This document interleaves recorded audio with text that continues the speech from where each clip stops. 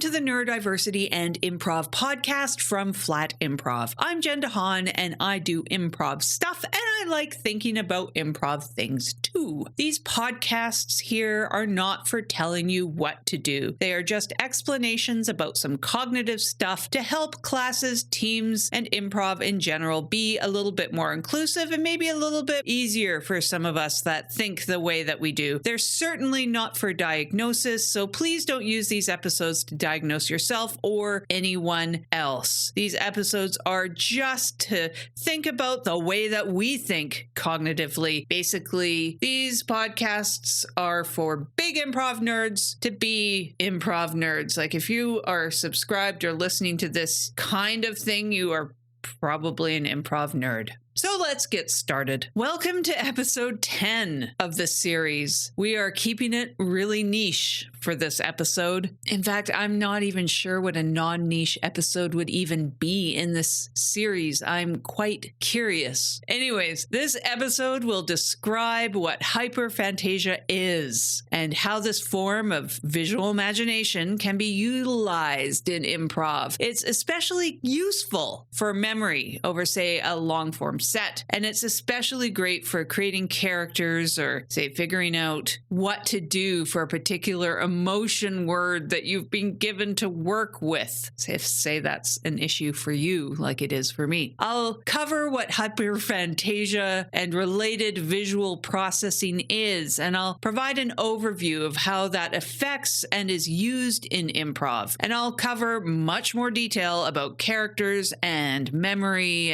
recall in a future, even more niche-y episode. Is niche a word? I don't like that word, but you know what? I'm going to leave it in. So the basics now. What is hyperphantasia? Hyperphantasia is described as a photorealistic imagination, a particularly strong ability to imagine visual details. Hyperphantasia is at one end of a spectrum. The other end of that spectrum is aphantasia. The spectrum is the general amount of visual imagination or visual processing you cognitively do. Most humans have some amount of visual imagination, just varying degrees of use. So I think that most of you will probably know what I'm talking about, at least in a general sense. So hyperphantasia is a particularly vivid mental imagery or imagination. It's as vivid as you would see something with your eyes, but of course, imagined in your head. It's not actually seeing things. It's described, and certainly true for me, as also connected to other elements of an environment like sound, humidity, emotions, and so on. So when I remember something, say I'm recalling something from my past, I will potentially see that environment as vivid as I originally did, and I would also perhaps be remembering the sounds, humidity, emotions that I felt at the time, that kind of thing. I'll process all of these along with those visuals. Hyperphantasia is often tested on a casual basis by asking people to describe what they see in specific scenarios that are often very scene-like in nature. Simple tests around recall of like what you had for breakfast the previous day and the level of detail that you remember of that breakfast. These sort of tests are described online. Like, do you remember and feel everything as though you were sitting down there again, repeat, and looking right at your breakfast? What was the light like? What was the room like? What were you hearing? What were you feeling? What was the plate? What was the type of fork you were using? Can you see it? Can you see the glints of light on that fork still? It's kind of like scene painting, but you're eating your breakfast from yesterday morning for real. Of note, though, there are studies with MRI tests, decoding and behavioral psychophysical experiments, and so on, but this is a niche field and access to getting those kind of tests is very limited. So most of us are left to reading on the internet and doing those internet tests. So it kind of comes down to, if someone describes something to you, can you see a picture of it in your mind? If you try to recall a few days ago a particular scenario, can you see that again in your mind if it was a particularly strong or notable thing that happened to you? How strong or what's missing in the level of detail is the spectrum. So it's also important to add what this is not about. What is hyperphantasia not? Hyperphantasia is not the same as photographic memory. Photographic memory is a short-term and highly precise visual recall of something that you have seen. It's often described as like seeing a page of text very briefly, and then that person is able to recite all of the words from memory, but they don't necessarily see the image anymore visually. If someone has eidetic memory, this person has a longer recall and they see the image. And both of these things are considered to be extremely rare, especially in adults. And they're also both unproven scientifically. Some of these things might be ability or training, memorization, etc. Hyperphantasia is more about photorealistic visualization or imagination, say of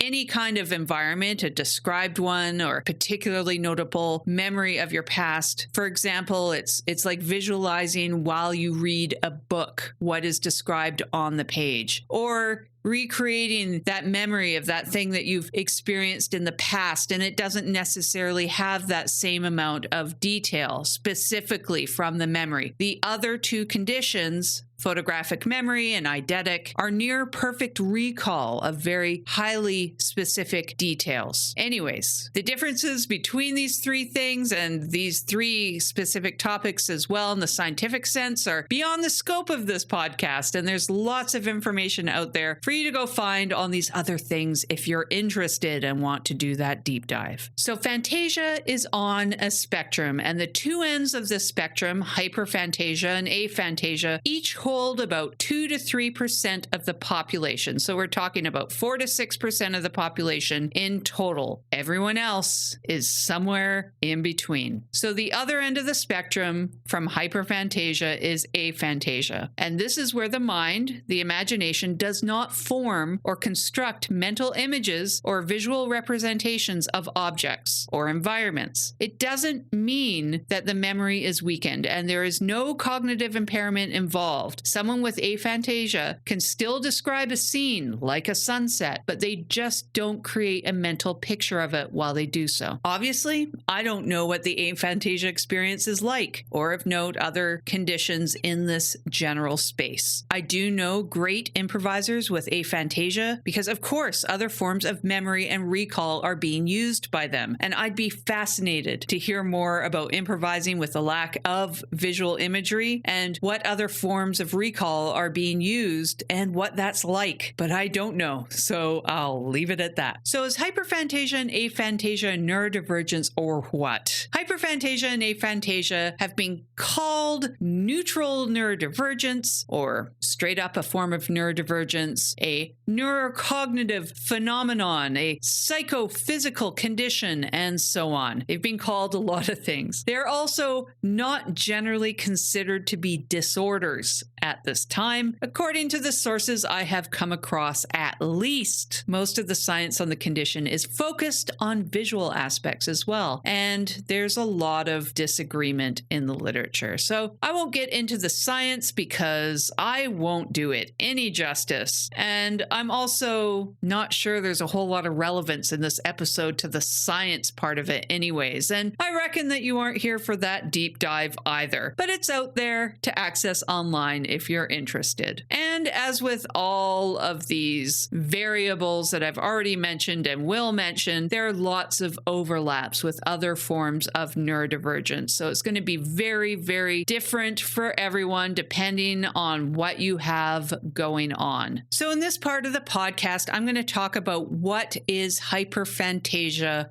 like. What is the experience like? Because I don't know what it's like for aphantasia, and I can't speak to that, but I'm very curious about that. So I should probably describe for you what my experience is like, because that might help you understand what you're experiencing a little bit more, how relevant this is to you, or maybe if you're teaching people or coaching people, this will help you understand what some of your students might be experiencing. Because even if it's not hyperphantasia, a lot of people could be very very high on the phantasia spectrum towards it and might be experiencing things in their improv like this anyways. Or some of these tips might be helpful for you if you are average phantasia, like right in the middle of that spectrum. I don't know. Anyways, I'll explain what my experience is like. For a long time, I really thought that everyone thought and saw things kind of the same way. And this is really the very common neurodivergent experience of, wait a minute, doesn't everyone think this way? And then you're finding out that they don't. And this comes up a lot for us, I think, in the improv learning process, at least. And remember that it doesn't really matter what you specifically have. It's just how you end up using whatever processing skills you have wired in, how these personally affect you. I find having this sort of very heightened or hyperphantasia thing quite useful. I deal with the negative parts of it, especially in my real life, and I just kind of leave it at that. This is a tool like all the other tools we have in our brains, really. And for most of my life, I used hyperphantasia and I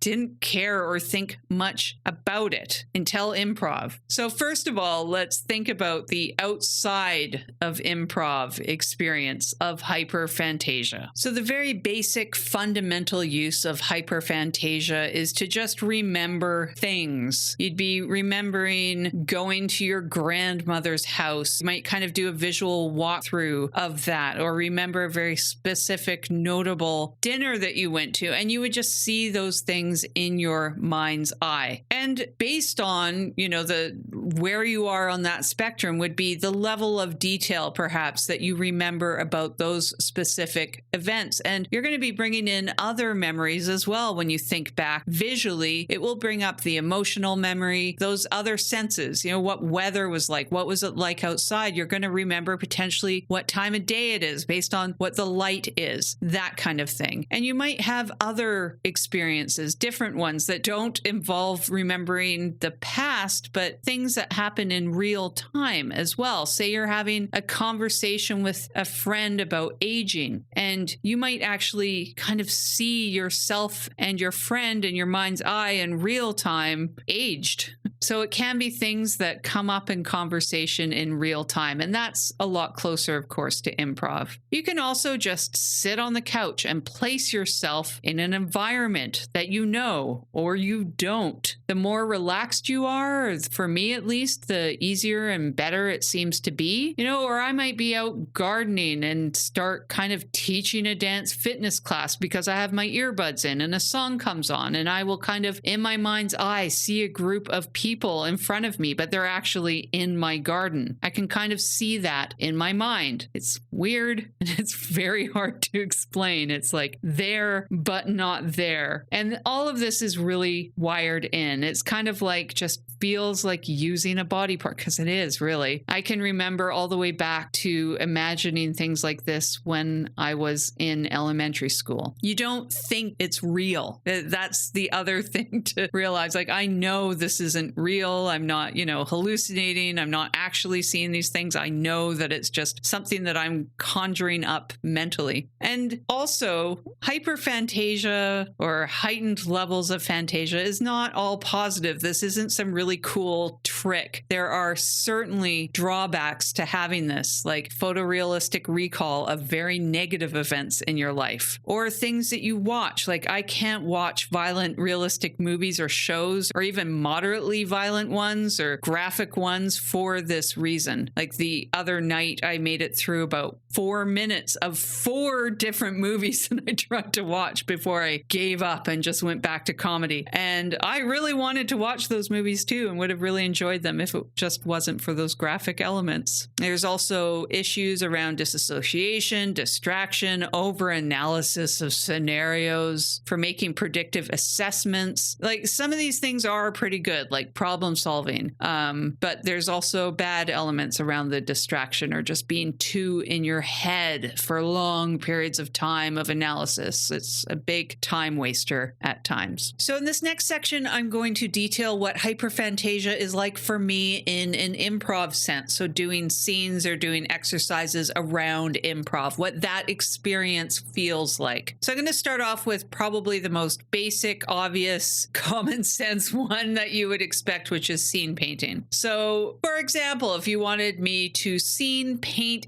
a basement, for example, I would start off by putting myself in that basement in my mind, and I would just describe what I see, what I feel and hear as well, perhaps. I don't really make it up as I go, in other words. I don't say a thing and then visualize or see it. I see those things first, and then I describe them, kind of looking at them in my mind's eye. I don't know if most improvisers do it in that order, but I will, again, put myself in that room first, look around, and then describe it. I can kind of just see the things in that room down to a very specific detail, like as if I was really seeing it. And this room might be one that I've been in. It might be a room that I've never seen before. It's completely fictional. I haven't seen it even in a movie or visualized it before. It's brand new. But the most common one for me is kind of melding those two things together. Like it might be kind of a place I've possibly been or maybe even seen on a, in a movie or something like that. And also kind of fictionalized. There's usually a lot of variation in there as well. Of course, if you're doing a scene or you're scene painting with other people, you're building something together. This is almost always the case, of course, in improv. And in this case, the room will shift to be whatever that space becomes that you've all made together. So I will generally have a full, complete room, space, environment, character, depiction, whatever initially, and then it will just keep changing as that new information is added to the environment. If something conflicts, like say I have a big table in my mind's eye in the middle of the room, and then somebody says there's a rug and the room is empty in the center, that table just disappears and it immediately updates to whatever the other person has said. Again, I reckon that this is somewhat common, but that is how it is experienced for me with hyperphantasia.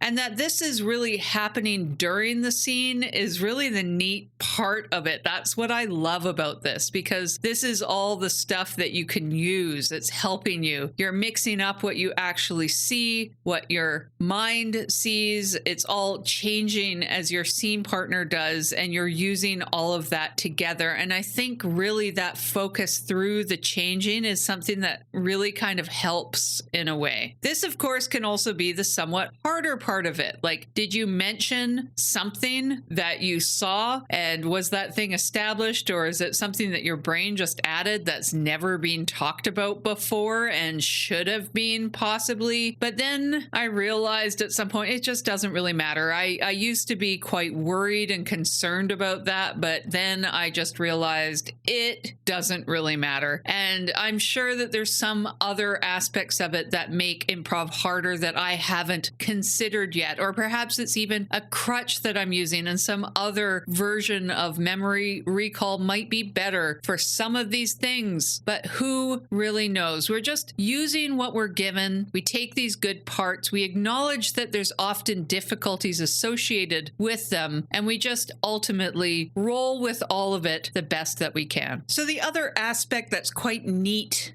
about hyperphantasia and improv is just the remembering of scenes that you've done. Of course, this isn't one of the important things other than really understanding and analyzing the improv that you've done to help you with future improv. So just like the note about remembering events that really happened in your real life, I can still place myself in certain scenes that I was in years ago, and I can kind of describe that environment down to the minute detail, like the time of day where the sun was in the sky and the level of humidity in the air, along with, the color of the bricks on the wall in the alleyway. I have a lot of alleyway scenes in my head that I remember. I don't know why. Anyways, I can remember in one of the very first scenes I did in improv, the first one where hyperphantasia really kicked in. It was one of those back alley scenes. I'm just remembering about it right now. And I can remember remember all of those elements, including what my character looked like. So if there is a really strong base reality, a very strong visual element built up, I'll remember that scene like I was actually in that imagined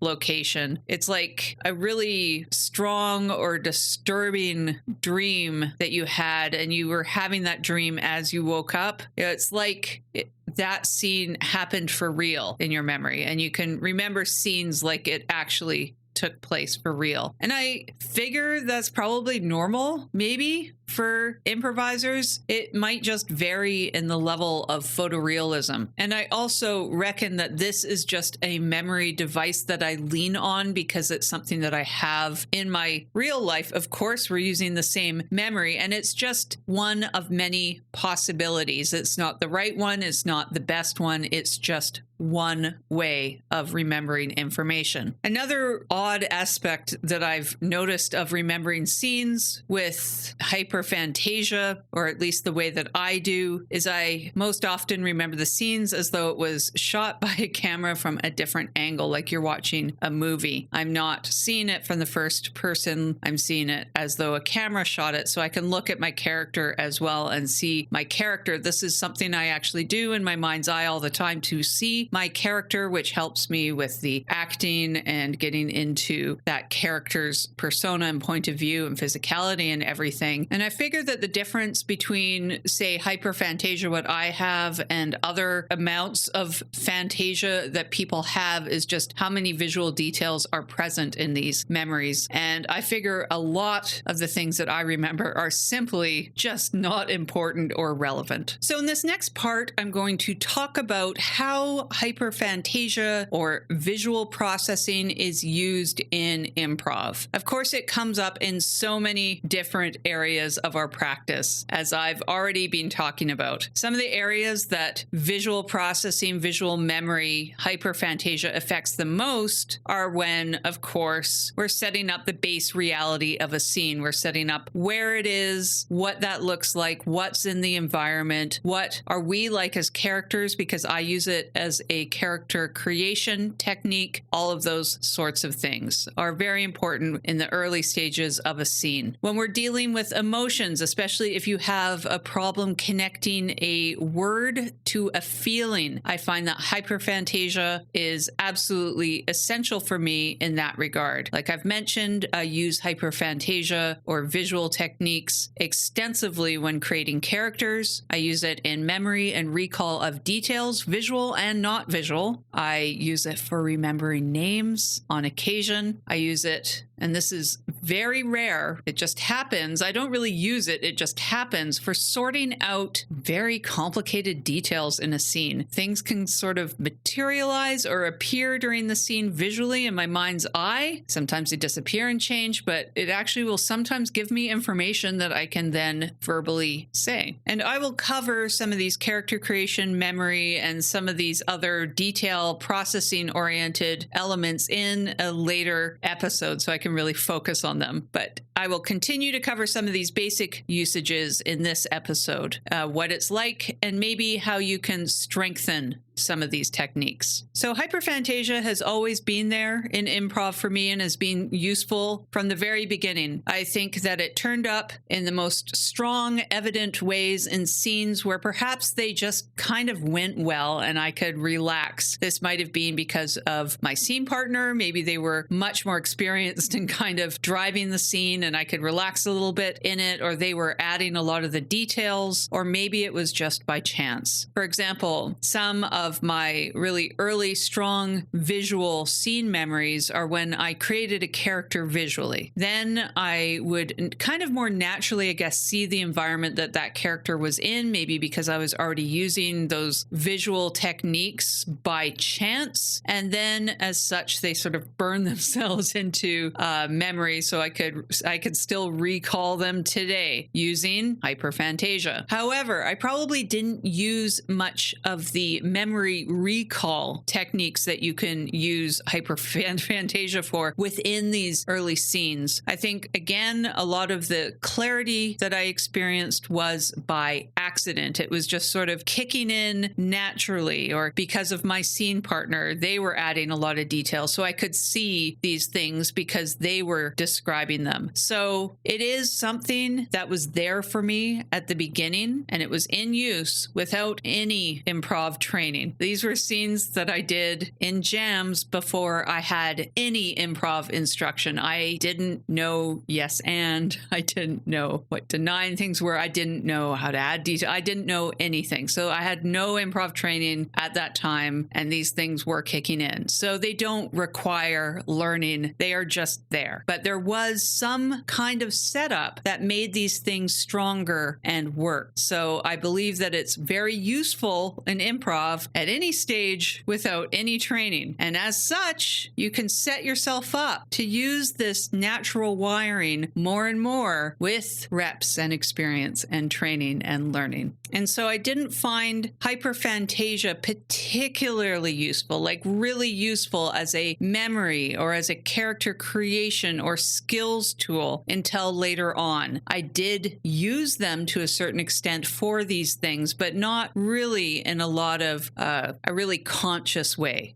I wouldn't say. I didn't even realize that I could because I didn't even know how to create characters. I wasn't even really thinking about it. So I was just kind of on autopilot for those things until I actually started learning about improv. So those things of how to recall and kind of loosening up and relaxing so you could really use hyperphantasia, that came along with learning, with noticing that that was even there, and then focusing on the hyperphantasia a little bit to use it more in an automated way. And again, being much more relaxed in a scene meant that those visual techniques could just appear and I could just kind of use them. So I'll get more into this creation and memory again in a future episode. So this is all very complicated to try to explain because we're talking about things that I can't show you, and it's different between all of us. But at any rate, I found that as I got better at listening and remembering things in improv, all of the hyperphantasia elements just got better. It got clearer. It was more frequent in place. Like the visual clarity itself was about the same. Like I could still see, for example, a book in the same amount of detail, but it was just easier to recall because you aren't focusing on all those other elements of improv that we have to remember. You can just think right back to that book that you saw earlier, and you can read the letters on the spine and remember what they looked like. Another thing in improv that this helps me a lot with is with emotions, like I mentioned earlier. And I'll talk about this more again in an episode about alexithymia, but I also used hyperphantasia to work around the issue of applying words to emotions. Alexithymia is quite common amongst people with autism. I have some difficulty in this space, and I think it sort of self-resolved almost accidentally, finding hyperphantasia and flash memory. If there's an exercise, for example, where you need to apply an emotion word, you're given a word, or you need to think of a word yourself, or the very less common case where it's specifically endowed to you and you're not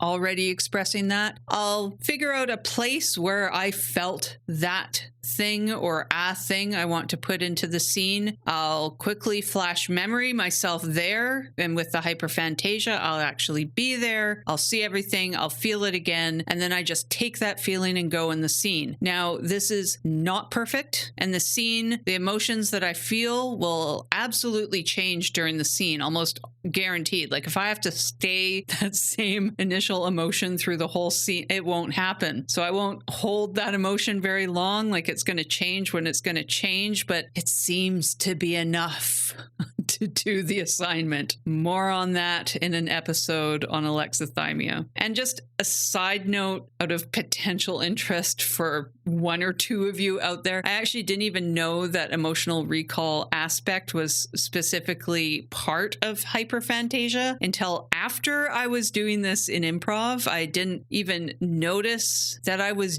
doing this at all until a teacher sort of inquired why I didn't use one word to describe my emotion, but instead used an entire paragraph to describe it, because I never had a word. I just took myself to a place where I'm like, I felt really strong during this. And then I just took that emotion and I had no word for it. So I had to describe it. And they're like, well, it'd be a lot easier if you just thought of a word. And I'm like, I can't. So I did this and I realized what I did. That's what I thought it in my head. Anyways, that was how I figured out what I was doing at all in improv. And then at some point after that, I ran into that they actually test for hyperphantasia using that specific thing around emotions. And then I thought, well, there's more confirmation that I probably do have this thing. So if you're not sure about how you might use visual processing in improv, I'll just provide some things that you can use to kind of check in with yourself and see what you're doing. And some of this is very similar to the tests that they do for hyperphantasia, but they're all very improv-y. So I think that you'll probably get it. Of course, the first thing you can do is just adding visuals. Of course, hyperphantasia tests are very improv-y.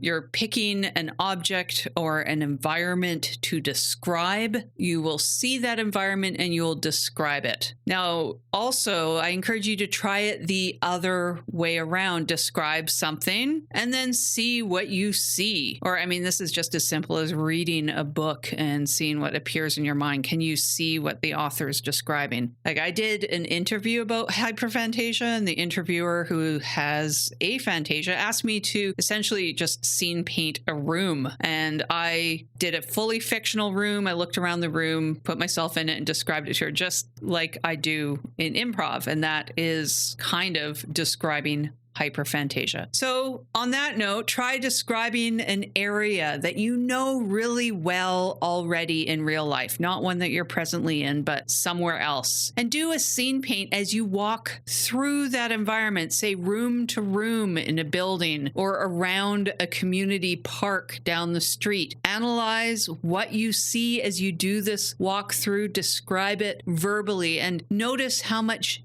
detail is there in your memory. Can you see everything in that environment as if you were there? Or what are those details like? Are they more shapes, etc.? Just notice the level of detail that you notice. Now try this out, but in an area that's fictional this time. Try describing it as you go, saying things as you see them. Then flip it around and see if before you start describing it, what do you see? And how does each of these tasks, how does it feel to you?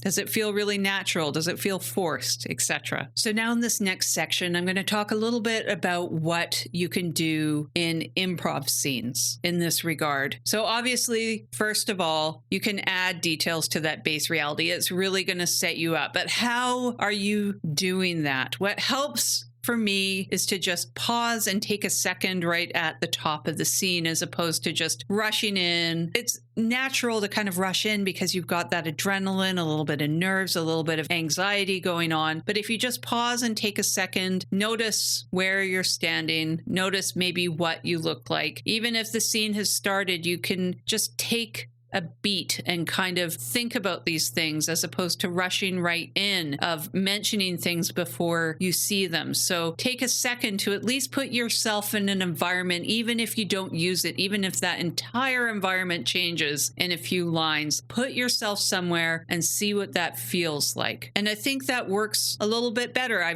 haven't done this before and just rushed in and didn't really think about what it looks like. And I find it a little bit better if at least you kind of have something to start with visually. Again, even if it completely changes, which of course it will, because your scene partner is going to immediately add things. They're going to respond or they're going to even initiate, and it might all change in a second. Of course, this is fine. It works. It's good. But I think there are some benefits of at least having a little bit of something to kind of ground yourself at that starting point. And if you can see your characters well at the very top of a scene, or as as soon as you're endowed. See what your character looks like. Take a moment, treat it like it's a camera pointing at you, see what your character appears like. And this can help you so much in embodying that character. I find that the physicality comes in, voices come in, your body changes how you're holding it. And this can all help you develop that in the scene, which of course is a very important part. Even if you're playing someone like yourself, even if you look exactly like yourself, what do you look like today? Are you tired? Are you excited? Do you have your shoulders back? Are you hunched over? All of those things are very important in establishing everything at the top of the scene. I'll have more practical details about this, of course, in the next Hyperphantasia episode. But for now, visualize your character like it's a costume. You get all of these things for free, I find, for me at least this way. And I believe it's one of the most sort of forgotten elements or not communicated elements much. I haven't heard it communicated to me, this sort of technique for character creation, and it's been the most important thing that I've done from day one. So I think that this benefit is probably one of the most useful ones of Hyperphantasia. Also, all of this will just get a lot better and a lot more useful when you can just let it happen. I tried forcing these things for a while, just for science. I was interested. I'm like, what can I do with this thing now that I realize I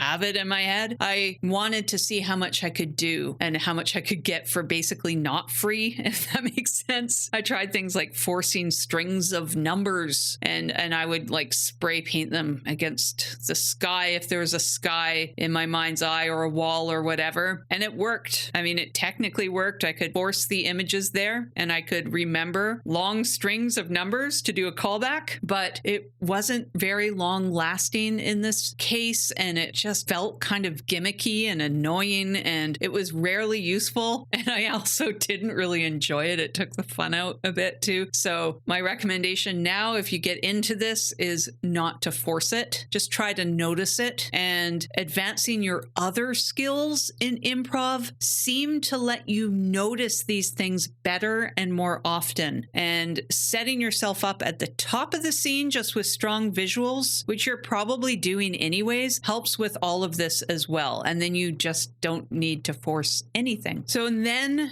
when I did let things just sort of happen and flow, things then in Hyperphantasia seemed to happen that were particularly useful. For example, for one scene, I had someone's name show up like behind them in this weird yellow gothic font letter sort of behind them, like titling in a movie. And that was very memorable and easy to recall, so I could remember their name in a scene. And I had at one point, it was really weird. I had like this grid of information that sort of arranged itself on a wall in a way, like I wanted to say something and I couldn't really figure out this weird grouping. And so all the groupings appeared on the wall and then I could just read them out. And none of this was me doing it. Like I didn't do this. It just happened through Hyperphantasia. So I don't know why or how, but it seemed to be related to just, flowing with it and letting things happen as they are and just being relaxed and just going with it. So on that note, can you make yourself